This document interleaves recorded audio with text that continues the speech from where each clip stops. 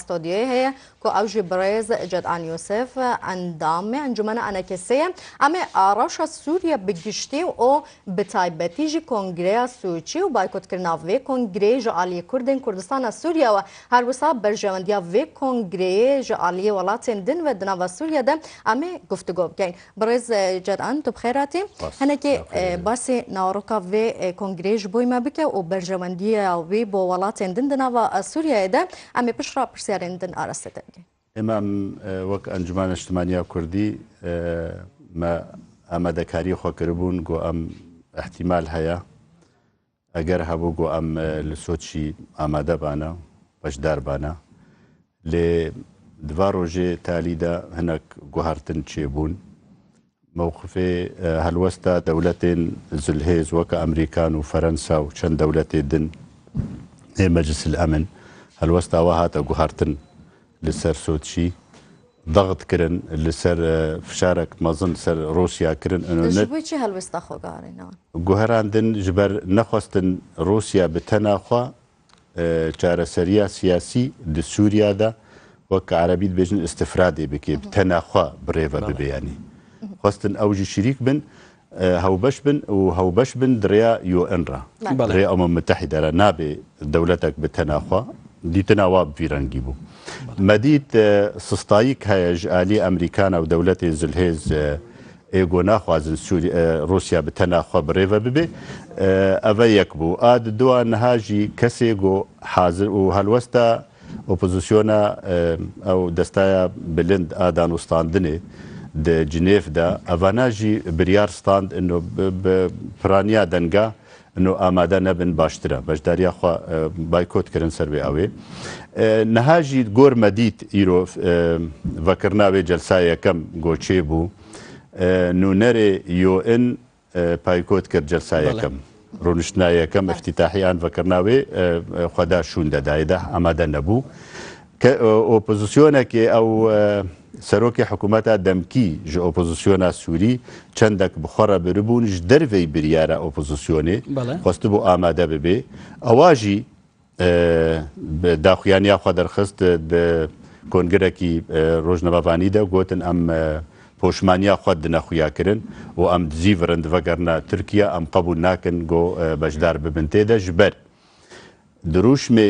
د قاعە کۆنگردا هەموو بەشار الئەسەد و دەستهلاتا سووری بوون هەموو تشت و حەچی کەسێ ئانی بوونژی دبن دەستێ دەستهلاتا سووریرە و بەشار ڕەهات بوون ئەم نابینن کۆنگرێکی بڤیرەنگی تهێڤیە مەل سەر ئاوا نابن هەتا گوام تێدا ئامادە بەرەزەدان دەمێ بپرسم ئەو هەموو بایکۆتە کە لە کۆنگرەی سوچی ڕوودەداتن پێت وایە کاریگەری نەرێنی خراپ لەسەر کۆنگرەکە دروست دەکات بتاکیت بێشک بێگۆمان وێ ت ئەنجامێ هێڤیە سووریا بتەڤایی تێدا هەبن وێتە نەبن ئالیک تێدە بسەرکەفتیە ئەو ئالیژی ئێگۆ رووسیا سەرپەرشتیاوێت کێ پاراستنە بەشار الئەسەد و کورسیەوینا و لاینگرێوینا بتەنێ ئەوێ بسەرکەڤن بەرێژی بسەرکەفتینە جەم رووسیا نەها تشتێکی بدەست خۆڤە نائینن ji ber چارەسەریە قەیرانە سووری چارەسەریە سیاسیە چارەسەریە سیاسیژی دەبێت دەستێ ئەمم متحیدا دەبێ و ئەمریکان و دەولەتێن زلهێز ئەو سەرپەرشتیاوێ بکەن تەڤل و رووسیا بەس رووسیا بتەناخوا نکارێت تشتێکی بسەر بخێ ئێمە ئەم دبینن ژ دەستپێکە خۆ دەفەشەل ئانیڤی کۆنگری ت ئەنجامێ هێڤیا ملەتێ کورد و سووریا بتەڤاییژی وێ تێدا تنەبن ئەبەدەن یعنی چ قازانجێک ji بۆ gelê کوردستانە سووریا تێدەنێ هیچ ئەم نابینن ژ بەرگۆ هەگەر تشتێک تێدا هەبانە گەلە خەڵکێمە کوردی سووری تێدا ئامادەبانە تەڤگەرا سیاسی بتەڤایی پایکۆت کریە و تێدا یەک گروپێ سیاسی تێدا ئامادە نەبووە هەنێک یەک شخص ئانینا حەلەبیە ئەسڵێ خوا عەرەبە کردنە نونەرێ کووردا تێدا ئامادەکردنە دانینە سەر مەنەسەی عەرەبەک نەمە ئانیە رووسیا و بەشار الئەسەد ئانینە نە نونەرێمەیە ئەم تجارە نکارن قبول بکن نە ئەم و نە غەیریمە هەچی گروپێ سیاسی هەنا هەچی هێزن هەلوەستا مە ئێمە مەتخۆست گۆ ئەم هەرن ئامادە ببن دەبێ ئەم بزانن ڕەشکاغەتە گۆلسەر کار ببێت کۆنگردە چییە خالێ چنە ئەمێ گفتوگۆ سەر بکن و خالەکە سەرەکە دەبێ هەبێ لەسەر قەضیە کوردی سووریادا دەبێ گفتوگۆ سەر ببێ ئەم بزانن مافێمە تێدا تەسبیت دەبن هەنگی ئەمتکارن هەرنەوی کورد بەڕێز جەدعان وەک دەزانی ئۆپۆزیسیۆنی سووریا داوای کردیە کۆنگرەی سوچی درێژراوەی جنێڤ بێتن پێت وایە داواکاریەکی لەو شێوەیە چمەبەستێکی لە دواوەیە ئەو دخواستن چ کۆنگرێ ژغەیری جنێڤ چێ ببن ئەستانە چێ دەبوو زێدەی جەولەکێ چێ بوو دخواستن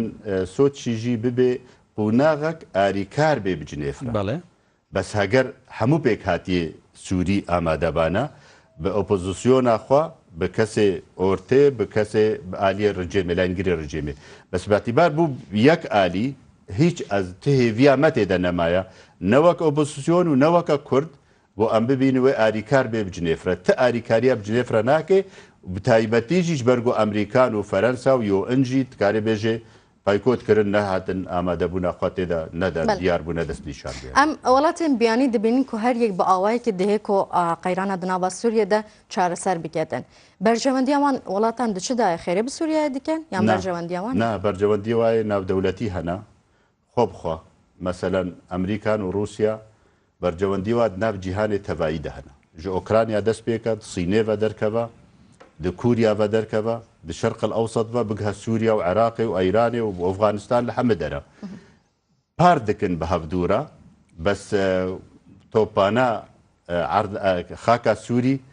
بووە وەکە تەصفیەت حسابات هەفتوو لێ دەرێ ڕازی بکن و لێ دێ ڕوو بڕوو بکەونە دێ هەگەر ملاحەزە بکن رووس و ئەمریکان یەک فیشەک نەئاوێتی هەفتوو بەڵێ یەک لەشکرێ وا دەستی هەف نەهاتیە کوشتن یەک فرۆکاوە بشاشی تیژی سارۆخەک تشتێک نەئاوێتیە هەفتوو لە کێلەکە هەبن سەر سینۆرێ هەبن بەس بەرجەوەندیە خۆ تەنێ دپارێزن ئەیران ژیولۆ تورکیا ژیولۆ حەزب الله ژی وەکە بکارتێ لە بەردەستی ئەیرانیا کار دەکێت گۆر مەزهەبیا خۆ و گۆر باوەریە خوا ئێمە ئەم دبینن سووریا بۆ قوربانیە بەرجەوەندیە ناودەولەتی ملەتێ سووری بوونە قوربانیە بەرجەوەندیە ناودەولەتی سەرخاک و خوونە سووریا ئەف بازار دەبن بەڵێ بەرە جەدعان دەمە بپرسم بەڕێستان وشەی فەشەلتان بەکارینە لە دەستپێکی قسەکانتان کاتێت و بە شێوەیەکی پێشوەختە وشەی فەشەل بەکاردێنی پێت وایە و کۆنگرەیە دەرئەنجامێکی دەبێت دواتر خەڵکی سووریا پێی ڕازیوی یاخۆت نەخێر دەرئەنجامەکان دڵی بەشار ئەسەدە و بەس ئەم وەک کورد هیچ ڕازی بوونەکە مەل سەر سۆت شوێت نەبی خلاص بووینە ئەگە دەرەنجامەکە باش بوو ئەنجام باش نینن بەڵێ لاینگرێ بەشار الئەسەد وا دەستهلاتە بەشار الئەسەد با تشتێکیش بۆ کووردا دەرخی با تشتێکیش بۆ سووری یعنی تو بسا دەبینی کە ئەو کۆنگرە سوژی ناگە هیچ ئەنجامەکە ئەنجامێ باشش بۆ سووریا بتەڤایی وش بۆ کووردا تایبەتیش بۆ کێ خێر بێ ژ بۆ کێ باشبوونەک تێدا هەبێ هەگەر ئەم گۆمانە دێنن لەسەر بۆ کووردا باشبوون وێ تێدا نەبی جبر لاینگرێ بەشار الئەسەد ڕژێما بەشار ئەدیسەت بێژمەتە ئانها کارێ بریارێکێ دەرخێ مافەکی کووردا تشتێکی پێ ئەتیرافەکێ بکێ تەسبیت بکێت دەستوری اختیراح بکێت دو جارە دەستور گوهەرتیە دەستهلاتا خۆ دەیانی جارێکی ئشارەت ژی نەکریە وەک مافێ کورد ملەتێ کورد ئەس vê tiştî dimewa vê xalê dimewa vê madê vê bendê taybetmendî ke Kurda heye ancî ew hiç tiştekî wîrotin heye ji ber vê yekê layîngirê wîna li ku derê bin qebûl nakin wek Kurd li cîkî amade bibin Beşar Ceferî serokê şanda Beşar el-Esed li Cinêfê zêdeyî carekê we dît bê çi digotin ser Kurda federalî panedol û نابێت چیە ئەو فدرالیەت شەمال سووریا نزانم چ وەڤادی نزانم هەر تشتێکێ تعلیقەکە پیس و خراپ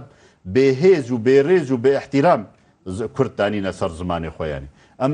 ji ber vê yekê hêviya me ned beşar de heye ned layîngirê beşar de heye illa bi çavdêrîka navdewletî çareserî aîdê yo in bê ew destûreke Sûriya taze dênin mafê pêkhatiye Sûrî bi tevayî بپارێزن دەستورا سووریادا دناو دەژی کورد ئەم وە کورد سۆرن و دشۆپێنن و بەردەوامن سەرمافێ خۆ تەسبیت بکەن دەستورا سووریان ودا هەنێکی دکاری باسی ئامانجێن vê کۆنگرەیە بۆ me بکەی ji bo bînerêtme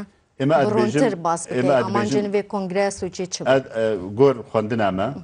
ئەدبێژم رووسیا تەنێ دixwazê rola xwe bidê xuyakirin بەرامبەری ئەمریکانە بەرامبەری اتحاد ئۆڕۆپی بەرامبەری يعني جبر او ناكوكيا كوهي دنابر روسيا وامريكا روسيا وەک دەولەتەکە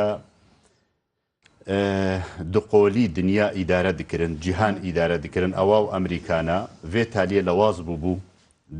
paş İttihat Sovyetî hilweşa bû ew bû rolavê di cîhanê de kêm bû nema bû derfet di qeyrana Sûrî de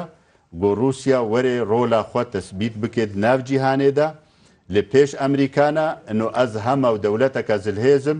tişta got ez qebûl nekim û erêl ser nekim e nehêlim bi rêve herê net Şerqil Ewseda net Sûriya de net di cîhanê tevayî bedin. بەرە جەدعان با پەیوەندێک دروستکە لە نێوان سوچی و ئەفرین پێت وایە ئەو شەڕێکە ئێستا لە ئەفرین هەیە کاریگەری خراپ لەسەر کۆنگرەکە دروست دەکە یاخود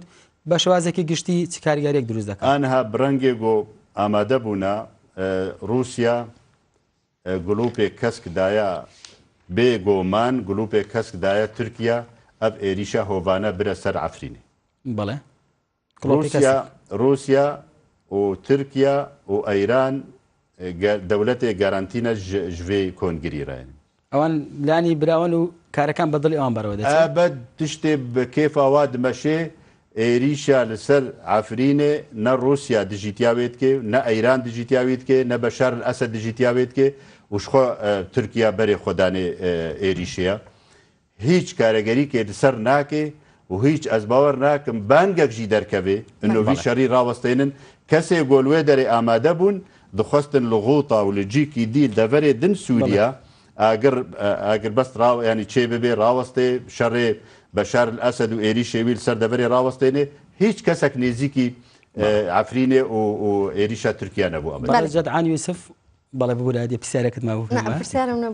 بەرە جەدعان یوسف ئەندام ئەنجومەنیانە کەسە سپاس بۆ بوونت لە ستۆدیۆ گەلێک مەمنون.